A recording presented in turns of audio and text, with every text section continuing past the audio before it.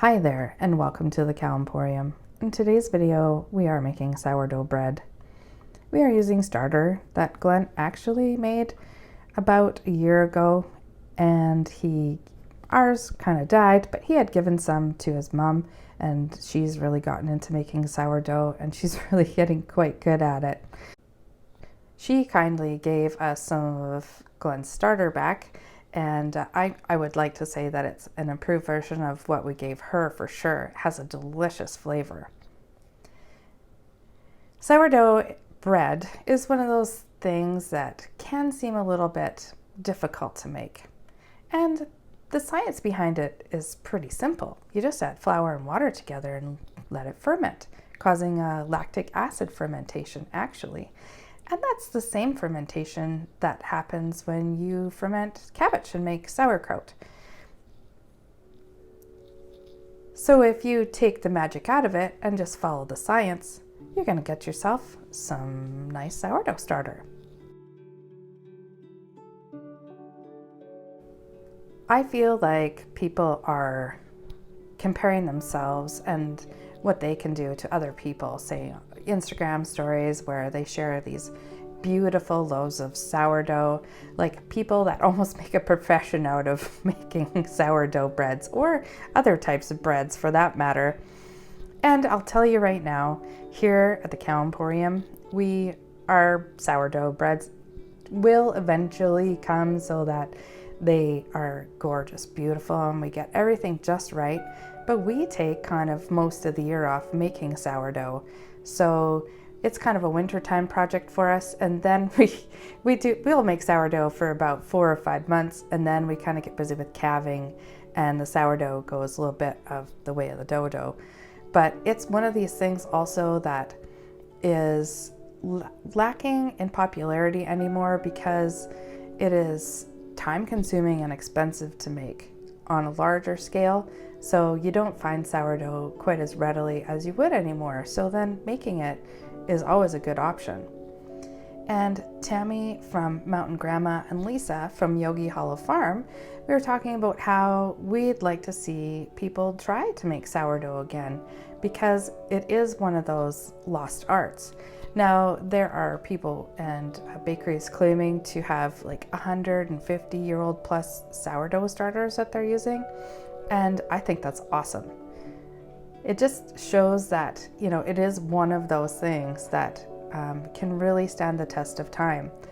And along with other things, if we don't keep doing these things, we lose these skills, right? Same with canning or anything like that. If we don't teach the younger generations or generations of your own age, whatever age you are.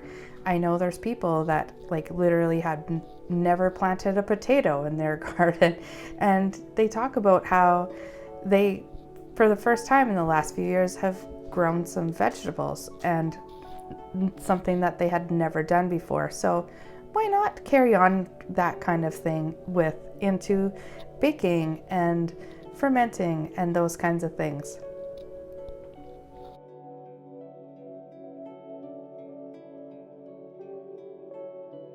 The starter, Glenn here is feeding it. So maintaining your starter is pretty simple. If it's in the fridge, we feed it once a week.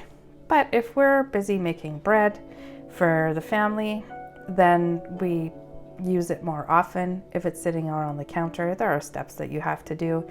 But we'll include the pictures. You can pause the video and look to see how we do it. Some people do their sourdough differently, and that's totally fine.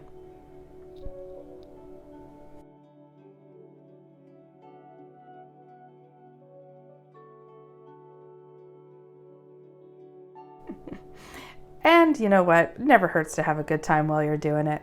So this is our first loaf of the season that we're making here. And you know what? It didn't turn out perfectly. Does it have to turn out perfectly every time for us to be able to eat it and enjoy it? Heavens no. That's not something that needs to happen. It's just that we make it, we enjoy it, we're having fun doing it, and that's really what matters. And if we make a perfect loaf of bread, maybe I'll throw it up on the Instagram and be like, hey, look at my perfect loaf of bread that we made. And I probably won't show you the 15 other ones that aren't Instagram worthy, but we still ate and we enjoyed it.